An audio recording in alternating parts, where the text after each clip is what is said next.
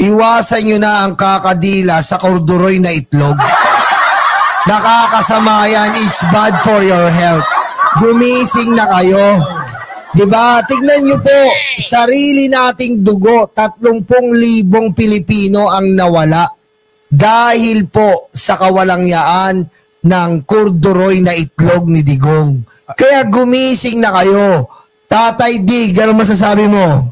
Alam mo, Nyolo, Mike, sobra Hindi ba ang nangangalay yan? ginagawa ninyo sa akin.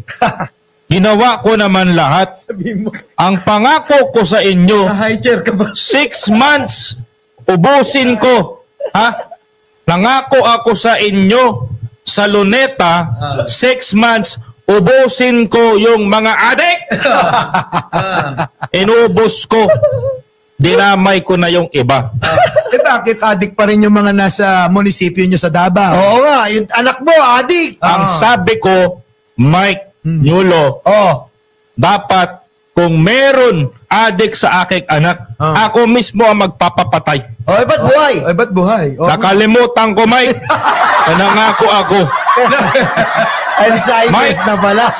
Alzheimer's. Ang utos